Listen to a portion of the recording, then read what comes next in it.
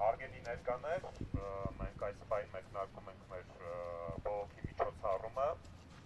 և նախ ցանկանամ շնորհակալություն հայտնել, որ այսօր այստեղ այս պահին եք։ Բոլորս տեսանք, թե երեկ ինչ տեղի ունեցավ Փաշինյանական վարչախմբի գծորդ հանդիսացող դատարանը 3 ամսով երկարացրեց իննեմնի մի փոդքասթի հեղինակներ, քաղաքական բանտարկյալներ Նարեկ Սամսոնյանի և Վազգեն Սաղաթելյանի ապօրինի կալանքը և ըստ էության պետք է փաստել, որ երեք դատարանի դահլիճում Երրորդ հանրապետության պատմության ամենախայտառակ քաղաքական հետապնդումներից մեկի հերթական էպիզոդին կամ արարին մենք ականատես եղանք, որովհետև մեղադրանքի երկարացման հիմքում բացարձակապես չկար իրավաբանություն։ Այդտեղ կար հստակ քաղաքական ուղղորդում, քաղաքական պատվեր, որպեսզի իննեմնի փոդքասթի համահեղինակներ, քաղաքական բանտարկյալներ Նարեկ Սամսոնյանը, Վազգեն Սաղաթելյանը հնարավորինս ավելի երկար մնան կալանավայրում։ Դատարանի դահլիճում այդ ապօրինի որոշումից հետո քաղաքական բանտարկյալ Նարեկ Սամսոնյանը հայտարարեց անժամկետ հացադուլի մասին։ Նարեկ Սամսոնյանը հստակ գիտակցված գնաց այդ որոշմանը։ Նարեկ Սամսոնյանը ըստ էության այլևս անձնազոհության է դիմում, որպեսզի մենք բոլորս չլռենք և շարունակենք պայքարել իր և մնացած քաղաքական բանտարկյալների ազատության համար։ Այսօր Հայաստանի բանտերը լեցուն են քաղաքական բանտարկյալներով, տասնյակներով մարդիկ են դատապարտված իրենց քաղաքական հայացքների, իրենց քաղաքական խոսքի, իրենց ընդդիմադիր կեցվածքի համար։ Եվ Նարեկ Սամսոնյանը և Վազգեն Սաղաթելյանը կալանավորված են այն բանի համար, որ ընդհանրապես պատասխանել են Ազգային ժողովի նախագահի պաշտոնը զբաղեցնող անձնավորության վիրավորանքներին։ Իսկ Նարեկ Սամսոնյանը կալանավայրում է այն բանի համար, որ ընդհանրապես արտաբերել է հետույք բառը։ Այսօր Հայաստանի Հանրապետությունում կա քաղաքական բանտարկյալ,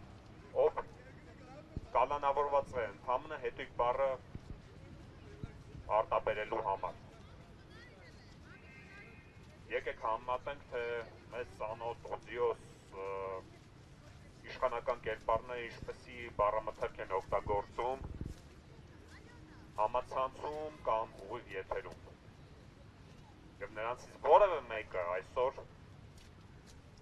անգամ քրեական հետապնդման չի ենթարկվում, որ մնաց հայտնվի կալանավայրում։ Հարգելի ներկաներ, մենք այսօր, ինչպես նշեցի, այստեղ ենք մեր բողոքի ձայնը բարձրացնելու ընդդեմ այս խայտառակ ապօրինությունների, որի ամենակարևոր կտորներից մեկին մենք ականատես եղանք երեկ։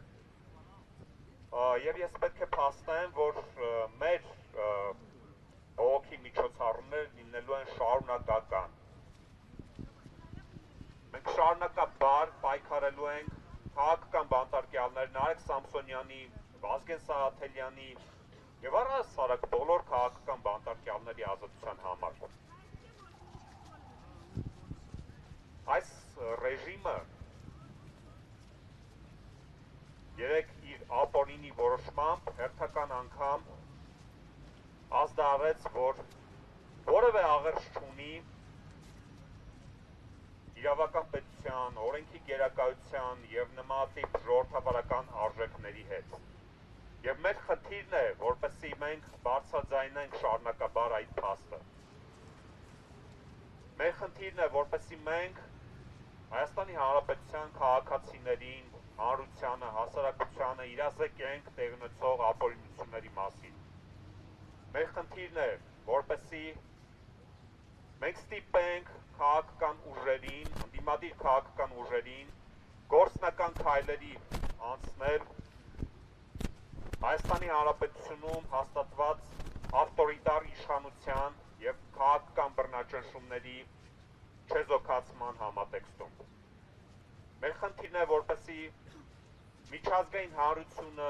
արևմտյան կառույցները դադարեն խուլ ու համր ձևանալ Փաշինյանական ռեժիմի ապօրինությունների համատեքստում, եւ մենք շարունակելու ենք թակել նրանց դռները։ Նրանք հանգիստ չեն ունենալու մեզնից։ Եվ մենք, նորից եմ նշում, շարունակելու ենք մեր պայքարը մինչև հաղթական ավարտ, մինչև չազատվեն քաղաքական բանտարկյալներ Նայակ Սամսոնյանը, Վազգեն Սաղաթելյանը, բոլոր քաղաքական բանտարկյալները եւ մինչև Հայաստանի Հանրապետությունում չլինի օրենքի գերակայություն, որը բնականաբար հնարավոր է միայն այս վարչախմբի քաղաքական ճանապարհով հեռացման պարագայում։